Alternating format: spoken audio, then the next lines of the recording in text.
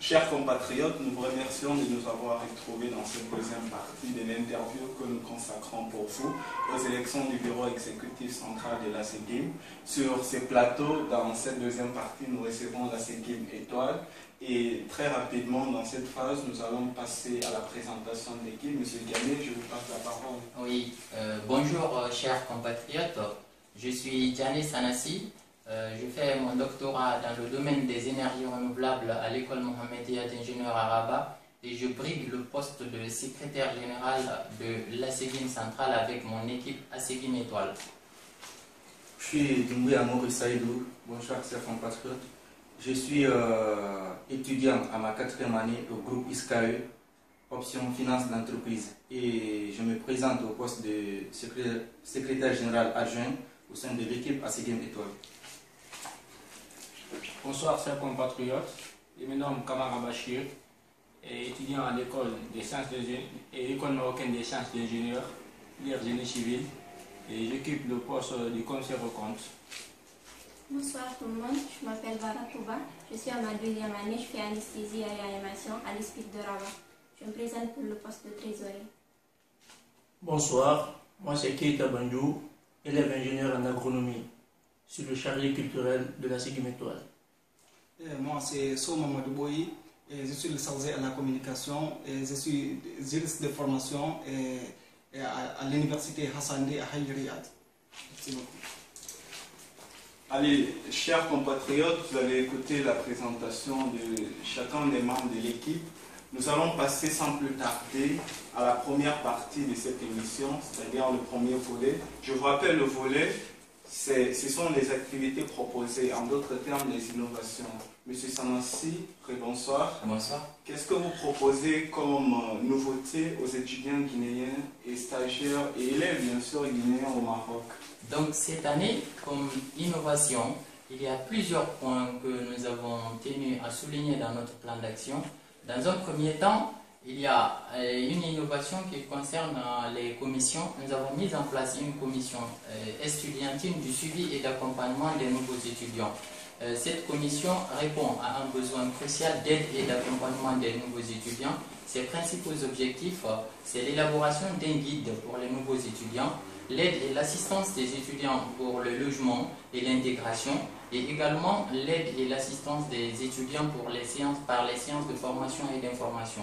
Et comme innovation également, nous avons le symposium de l'emploi et des affaires Guinée-Maroc. C'est pour faciliter l'insertion socio-professionnelle de nos diplômés et futurs diplômés, ainsi que nouer des partenariats avec certaines entreprises afin que la SEGIM puisse assurer son indépendance économique, mais également favoriser la coopération sud-sud entre nos deux pays. Donc, comme autre innovation, on a le projet de don de livres aux universités guinéennes que M. Doumbouya va essayer de nous présenter. Monsieur Doumbouya, à vous la parole. Okay. Déjà, ce projet de don de livres que nous allons initier cette année vient pour combler le besoin de documentation dont sont confrontés nos chers frères et sœurs au pays. Donc, ce projet a principalement pour objectif d'enrichir les bibliothèques et de contribuer au développement de l'éducation de notre cher pays. Comment sera effectué? On va faire une collecte de dons à l'échelle nationale, une collecte de livres à l'échelle nationale, qu'on va essayer d'acheminer en collaboration avec les recteurs et qu'on va compléter par les documents manquants. On va essayer de financer par les collaborations avec les entreprises qui peuvent nous donner plus de livres. Et une autre innovation également, c'est sur le plan culturel et ludique. Donc cette année, nous prévoyons beaucoup d'innovations que M. Keita Bandou va essayer de nous rappeler brièvement. Ok, et sur le plan culturel, nous avons cette année la commission logistique qui va, n'est-ce pas, s'occuper, n'est-ce pas, de tout ce qui est transport. Sur tout ce qui est transport dans ce sens. Et sur le volet culturel, nous avons cette année, nous allons, n'est-ce pas, inviter les radios privées et la RTG et en même temps essayer de cibler les élèves brillants dans chaque région pour pouvoir faire leur promotion au niveau des entreprises. Voilà. Comme autre innovation également sur le volet financier.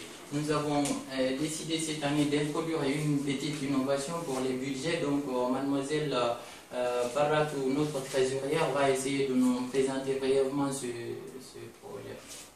Bon, pour le plan financier, on a essayé de faire un budget prévisionnel pour toutes les dépenses. D'accord. Sur la question du budget, je crois qu'on aura amplement le temps d'en parler.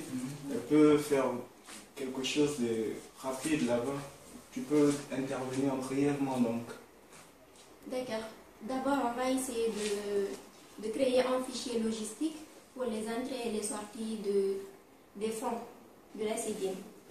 En plus, on va essayer, à chaque fois qu'on aura des dons pour le bureau, on va essayer de partager en deux pour que ce soit de façon équitable pour la CDM centrale et les sections régionales. D'accord, parfait. Alors, nous revenons sur une autre question. C'est la question concernant le forum de l'étudiant guinéen au Maroc. On a comme l'impression que ce forum est mis dans les oubliettes. Et qu'est-ce que vous comptez faire, vous, en tant qu'équipe ACGIM Étoile? Vous avez l'ambition de briguer la tête de l'exécutif de l'ACGIM. Que comptez-vous faire pour réactiver le forum d'activité? Voilà, le forum est une activité très importante pour les étudiants. Et franchement, l'annulation de cette activité a été un coup dur pour les étudiants.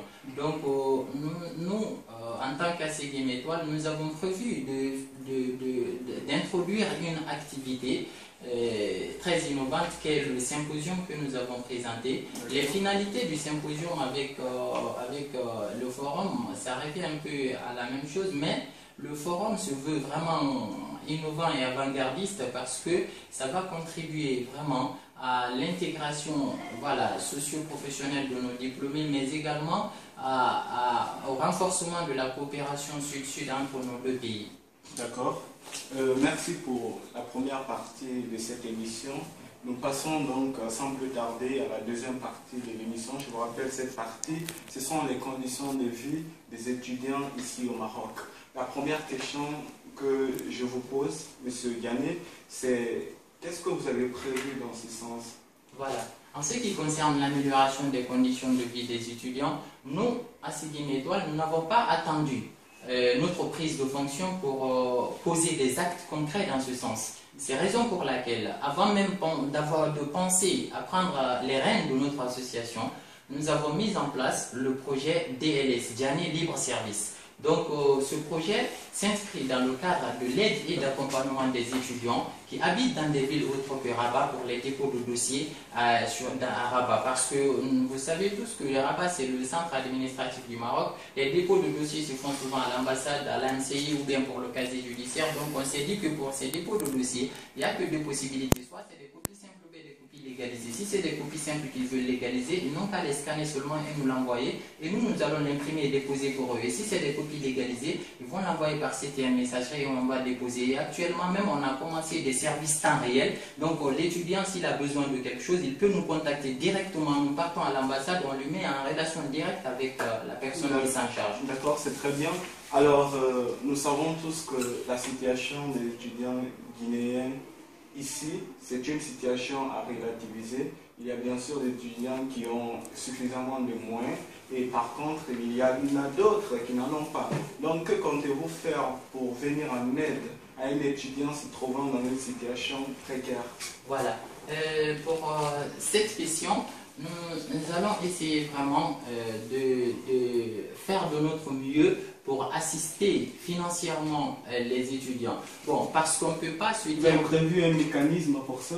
Bon, pour aider directement les étudiants, on a essayé de réfléchir à des mécanismes, par exemple pour les cas de maladie.